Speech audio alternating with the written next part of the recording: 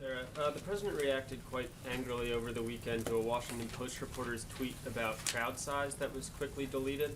I'm wondering if you can help explain the discrepancy between the president's reaction to incidents like this, which he calls fake news, and talks quite a bit about, and his silence on actual disinformation campaigns like Russia ran during the 2016 election to deliberately spread false information. So both his silence on that, and does he recognize the difference between these two?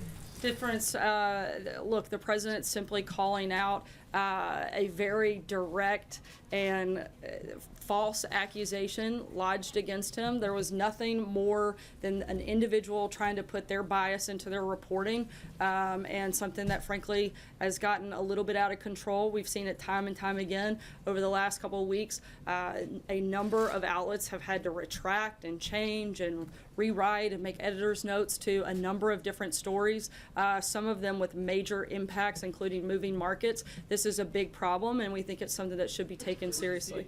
Jim? Reporters' mistakes and disinformation campaign by a foreign government. Does he see a distinction there? I haven't spoken with him about that, but certainly we would take any misinformation like that very seriously. But it's not something we're comparing the two on. Jim? And I would just say, Sarah, that journalists make honest mistakes, and that doesn't make them fake news. But the question that But when journalists make honest mistakes, they should own up to them.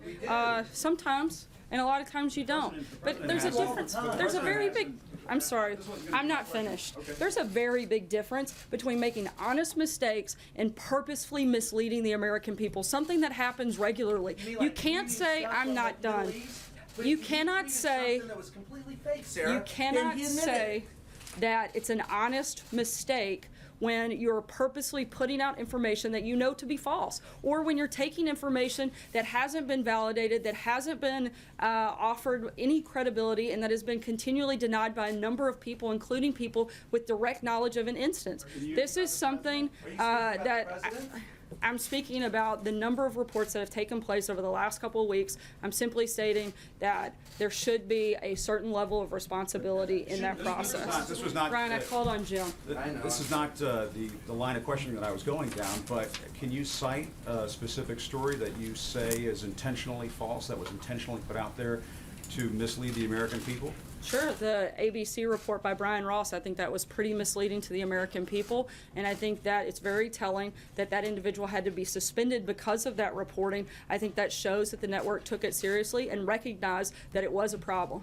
Sarah, Jim? if I may, though, I was going to ask a question about something else. Well, you used it on something else. Sarah, Jim? if I may, Sarah, Not today. We're going to keep moving, guys. if I can ask about the president's accusations. I'm moving to a and different leveled Jim. against I'm him. sorry. I know, but I didn't get a chance to ask the question that I wanted to ask, which is, Jim. can you just say once and for all whether these Jim, I'm going to say once and accusations- for all that I'm moving on to Jim Stinson, and I'm not taking another question from you at this point. I was Sarah, a question about respond investment- to your attacks on the investment media, taxes. If that's okay, I would like to ask the question that I had about these accusations of misconduct against the president. You said that he's denied them. Can you say whether or not they are false? I'm not That's going to all I'm respond to asking. another You're question. not Go gonna- ahead, Jim. Sarah, some investors are saying the tax reform package favors mutual funds over individual investors. Other